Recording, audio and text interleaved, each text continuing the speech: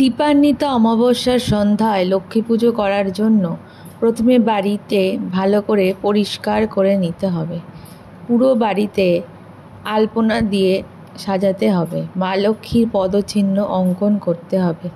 অবশ্যই মনে রাখবেন, মা লক্ষ্মীর পুজোর আগে অলক্ষ্মী বিদায় করা জরুরি। যাদের বাড়িতে অলক্ষ্মী বিদায়ের নিয়ম আছে তারা গোবর দিয়ে অলক্ষ্মীর 3 থেকে 4 ইঞ্চি উচ্চতা বিশিষ্ট পুতুল তৈরি করবেন। তাকে কলার খোলে বসিয়ে তার ধ্যান পূজা করতে হবে। এই মূর্তিতে কড়ি দিয়ে চোখ বানানো হয়। মেয়েদের ওঠা চুল দিয়ে তার চুল বানানো হয় এবং সর্বাঙ্গে ফুটিয়ে দেওয়া হয় তুলোর বীজ। তাকে আসন হিসেবে দেওয়া হয় ভাঙা তক্তা বা পিঁড়ি, যেটা ঘরের বাইরে থাকবে। অলক্ষ্মী বিদায়ের জন্য প্রথমে তার ধ্যান বা স্তব করা হয়। সেই ধ্যানটি নিম্নরূপ: ওং অলক্ষ্মীং কৃষ্ণ বর্ণাঞ্চ ক্রোধনাং কলহ প্রিয়াং কৃষ্ণ বস্ত্র পরিধানাং লৌহ ভরণ ভূষিতাং ভগ্নাশনস্থাং দ্বিভুজাং শর্করাঘৃষ্ট চন্দনাং সম্মার্জনী সব্যহস্তাং দক্ষহস্ত শূর্পকাং তৈলাভক্ষিত গোত্রাঞ্চ গর্দভারহাং ভজে। ধ্যানের সময় এলোকেশী হয়ে ক্রোধী হিসেবে এক হাতে কুলা অন্য হাতে ঝাঁটা হিসেবে তার পূজা করা হয়। পূজার পরে তাকে কুলাতে কাশির মতো বাজাতে বাজাতে কোনো রাস্তাতে মাথায় গিয়ে ফেলে আসা হয় এবং সাথে সাথে বলা হয়, লক্ষ্মী ঘরে আয়, অলক্ষ্মী দূর হ।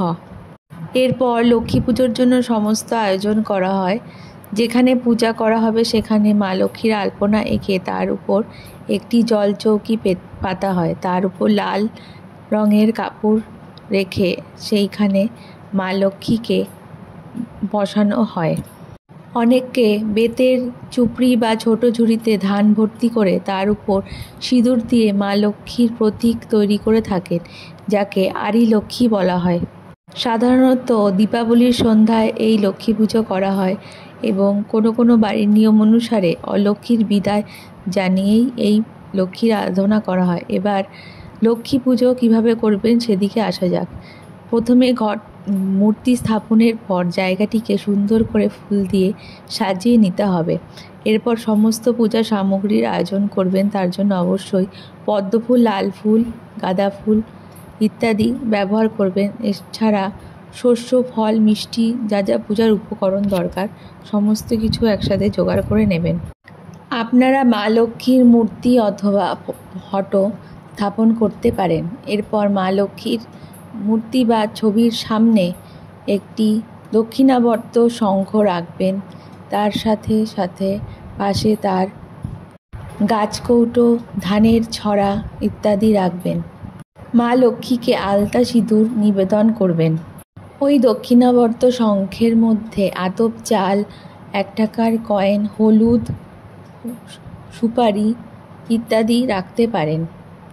আপনারা পুজো শুরুর আগে বাকি জিনিসপত্র, ফুল, নৈবেদ্য সমস্ত কিছু সাজিয়ে নেবেন। এরপর প্রথমে সিদ্ধিদাতা গণেশকে স্থাপন করে নেবেন। তার জন্য একটি পান পাতার উপর সুপারি এবং মৌলি সুতো আর কিছুটা আতপ চাল দিয়ে তাতে একটি পৈতে পরিয়ে দিতে হবে এবং এই মন্ত্রটি উচ্চারণ করতে হবে, ওং গণ গণপতে নমঃ। এরপর ওই গণেশজিকে একটি লাল রঙের ফুল, জবা ফুল এবং 21টি দূর্বা ঘাসে সিঁদুরের ফোঁটা এবং লাল চন্দন মিশিয়ে উৎসর্গ করতে হবে। যে সুপারিটি পান পাতার উপর রাখবেন তাতেও সিঁদুরের ফোঁটা দিয়ে নেবেন। অবশ্যই পুজো শুরুর আগে আপনারা আচমন সেরে নেবেন এবং বিষ্ণুদেবকে স্মরণ করে নেবেন। মা লক্ষ্মীর ছবিতে চাঁদমালা দিয়ে সাজাবেন এবং মা লক্ষ্মীকে লাল চেলির কাপড় দিয়ে ঢেকে দেবেন। তার সাথে তাকে একটি ফুলের মালা অবশ্যই পরাবেন। মা লক্ষ্মীর পায়ের কাছে পদ্মফুল রাখতে একদম ভুলবেন না। এরপর আপনারা ঘট স্থাপনের জন্য মা লক্ষ্মীর পদচিহ্ন এঁকে তার সামনে কিছুটা আলপনা দিয়ে গঙ্গা মাটি রাখতে হবে, তার উপর কিছু পরিমাণ আতপ চাল রাখবেন। এরপর মঙ্গল ঘটে মঙ্গল চিহ্ন এঁকে তার সেই ঘটের মধ্যে গঙ্গা জল, সিদ্ধি, 1 টাকার কয়েন আর কিছুটা আতপ চাল মিশিয়ে ঘরটি স্থাপন করবেন। তার উপর আম্রপল্লবে সিঁদুরের ফোঁটা দেবেন এবং তারপর একটি ডাব বা নারকেল, হরিতকি ইত্যাদি আপনারা যে কোনো কিছু একটা দিয়ে বসাতে পারেন। এতে অবশ্যই সিঁদুরের ফোঁটা দেবেন। এরপর তার উপর একটি গামছা রেখে চাঁদমালা বসিয়ে দেবেন। মা লক্ষ্মীর ঘটের উপরে আপনারা পদ্মফুল অবশ্যই দেবেন এবং তার সাথে দূর্বা ঘাস দেবেন। ধানের শীষ ঘটের উপরও রাখতে পারেন।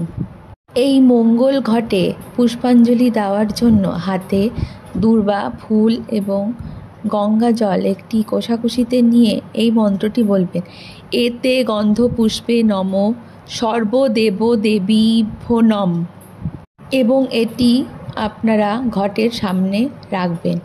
এরপর মা লক্ষ্মীকে লাল চন্দনের ফোঁটা এবং সিঁদুরের ফোঁটা দেবেন।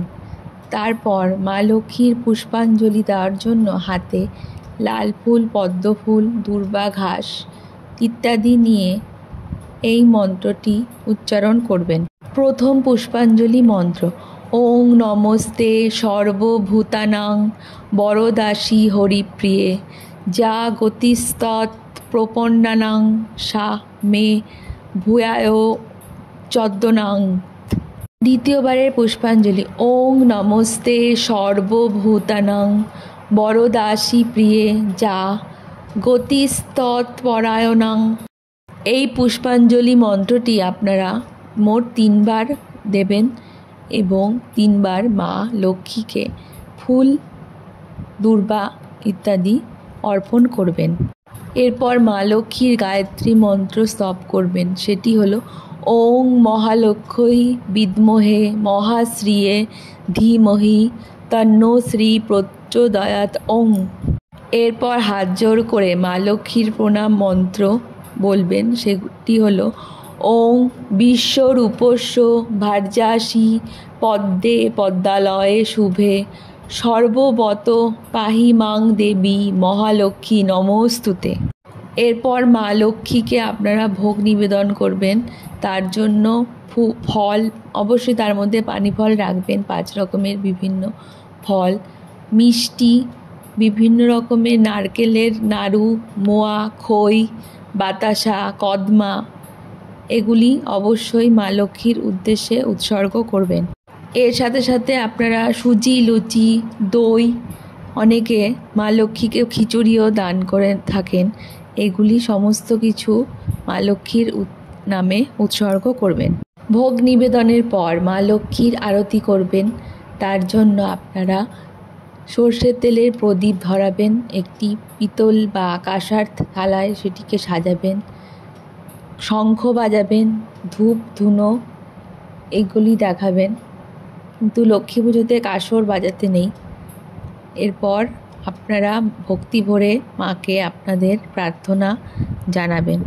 এই প্রদীপগুলি বাড়ির বিভিন্ন স্থানে স্থাপন করবেন পূজার পরে।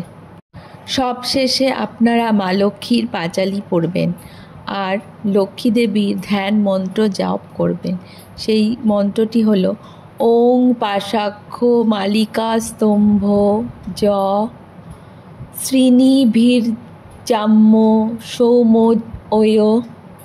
পদ্মাসনস্থাহং ধ্যায়োচ্চ শ্রিয়ং ঐলোক্য মাতরম গৌরবর্ণাং সুরূপানচং সর্বালঙ্কার ভূষিতাম রম্বক পদ্ম ব্যগ্রকরাং বরদাং দক্ষিণেনু তু।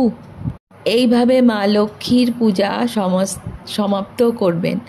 আপনাদের ভিডিও থেকে কতটা উপকার হলো তা অবশ্যই কমেন্ট করে জানাবেন আর আমাদের চ্যানেলটিকে অবশ্যই সাবস্ক্রাইব করে দেবেন। ধন্যবাদ।